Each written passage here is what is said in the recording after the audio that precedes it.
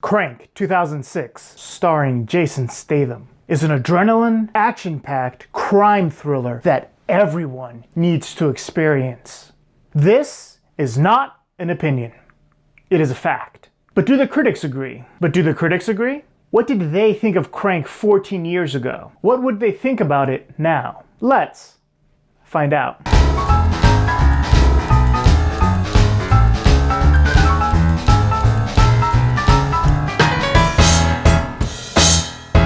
Crank has a Metacritic score of 57, but a user score of 4.6. This is insane. It's not at all what I would expect. Normally with this kind of movie, which I love by the way, it's usually the reverse, especially recently. Normally critics tend not to like this kind of movie, or they'll tend to bash it just because it doesn't, meet their requirements. And usually the audience likes it a lot more.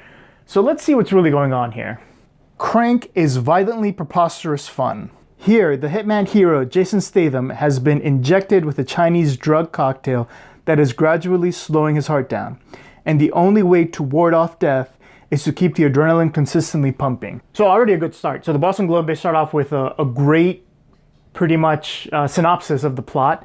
And it's easy. You can't mess it up too much with this film because it's meant to be a relatively simple plot, right? Just like he says, Statham's character has to keep his adrenaline up, and boom, you get right into the action. That's what I also love about the film is it tells you what this film's about, and it just goes. It just runs for it. It really sets the tone for it. And I love that the Globe starts off with that in the review, so it gets like +10 from me. That's right, it's speed in human being. This is deeply silly stuff, and the writing, directing team of Mark Neveldine and Brian Taylor knows to play it mean, fast, and funny. If you watch the behind-the-scenes footage and you see that Statham actually did the majority of his stunts, and in the final scene, when they're in a helicopter, they're actually in a helicopter in that fight, and he's just strapped in with like a couple of like wires and everything. It's really insane. It really made me appreciate the movie that much more. I didn't realize how crazy those stunts really were when I first saw this in theaters. Like, I own multiple copies of Crank now. I got it on DVD, Blu-ray. I'll probably get it in 4K. But the stunts are second to none, and if you watch those behind-the-scenes documentaries, you'll see that they did some crazy stuff with like the lead actor. It's like they did use doubles, but not for the majority of it. For the majority of it, it's actually Statham, which is nuts if you think about it. Crank works overtime to keep the metabolism juiced with manic editing and a smart soundtrack that moves from full-on punk to Harry Nilsson's Everybody's Talking. Only action diehards will make it to the final credits satisfied. I do like that he highlights the editing and the soundtrack, because the editing, especially in 2006, I think it's become kind of commonplace now in certain action movies, but back then it was just nuts. Like, you had a lot more hand cams, much more quicker cuts. It's like boom, boom, boom, boom, boom, boom. And it actually makes sense with this kind of story, because it's weird when you do it in certain action films. Like, you have these quick cut edits, and then you have this long exposition, and then it really feels long because not everything's so quick. The editing in Crank is on point, and it's fast. And the music is really good. There's a really good score. The scene in the restaurant when there's this guy looking for him in the kitchen, awesome scene. Like, it's edited so well with the music. Like, I really loved it this time. Overall, a good review. The conclusion's a little weird because I don't know if you saw the same ending I saw, but overall, a decent review from the Globe. Now, how will the Globe compare to the New York Times? Gore, gimmicks, and a hero with a literal rage to live. For a movie premised on unrelenting action, Crank proves fatally turgid. The fact that I don't know what turgid means and I have to like look it up already knocks you down like 5-10 points. I'm kind of mixed on it. The reviewer does let you know that he's not a fan of the film in the first sentence, and then he gets right into the synopsis. So even though I have to look up that word and knock him points, I do like that I know where the reviewer stands, because like I said, there's no such thing as being unbiased. Everyone's biased. I know this reviewer is biased. I know they're not going to like the film. I actually see that as a good thing. So let's see how the rest of the review shapes up. The writing and direction team of Mark Neveldine and Brian Taylor jack up the action with all manner of gore, gimmickry, and hysterical camera work. None of which is as vigorous as the equal opportunity hatred they exhibit towards the denizens of Los Angeles, be they black, Latino, Asian, Muslim, gay, female, or theater customers, paying to see a decent action flick. Wow, like this is a bad review. It starts off strong, right?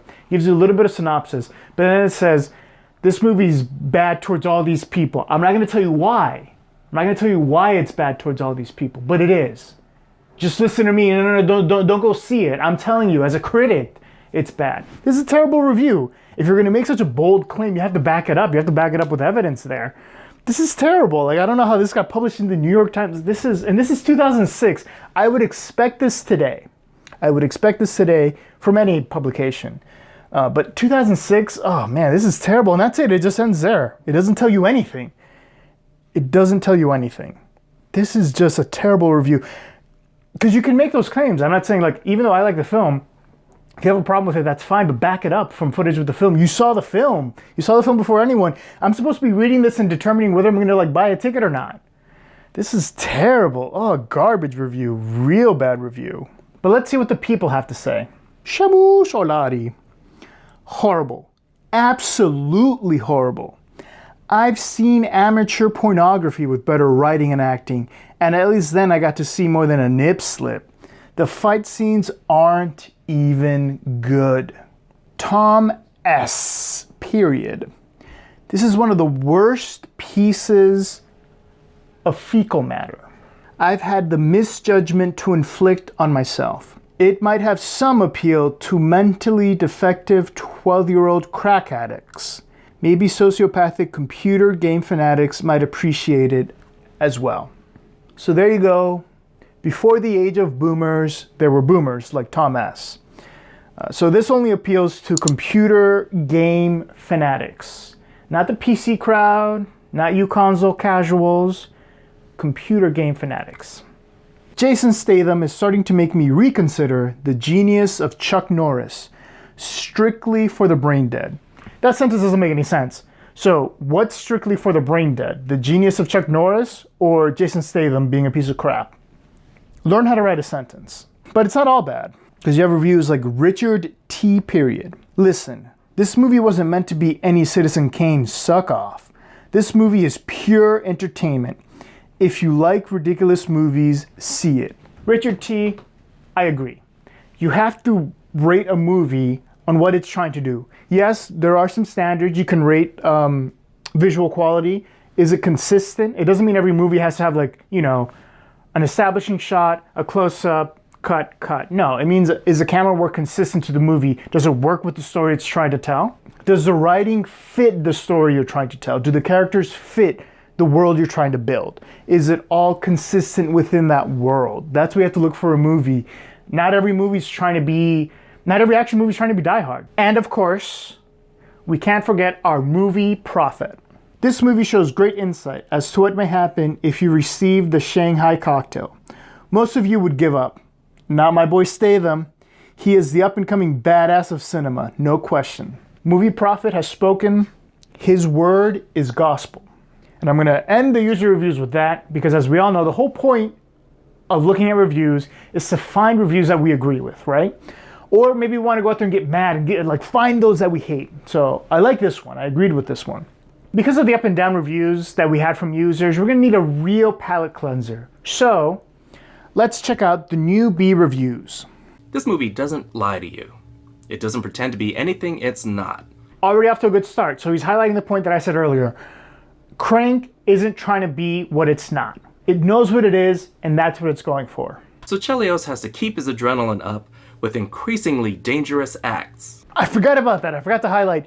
The shopping mall scene is insane, especially when you look at it. It's very reminiscent of Blues Brothers, kind of that scene, because they really did take a car into a mall. I think there's only one part that's green screen, and that's when they take it up the escalators. But that was nuts. You got to see the behind the scenes. Like, that's really cool how they did that. The entire movie plays like a video game. I didn't even notice that. Like, that's actually... So I've seen this movie tons of times, and yeah, that's the thing. Chev is a video game designer.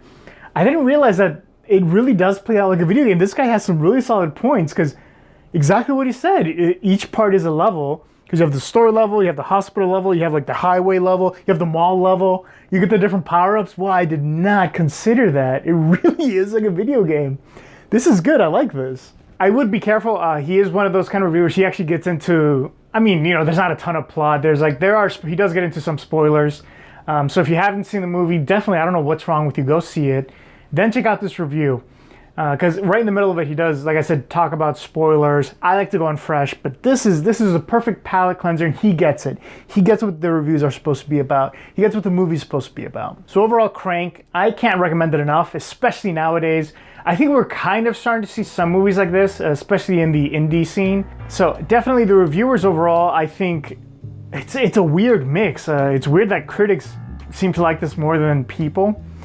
But if you like action films and pure action films, definitely check this out. If you like Statham, check this out. If you just like having a good time, definitely check out Crank.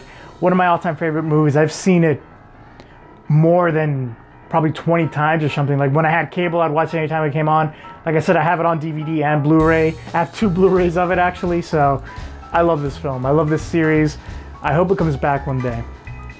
I think I also have some nostalgia for Crank, because 2006, that was a good time.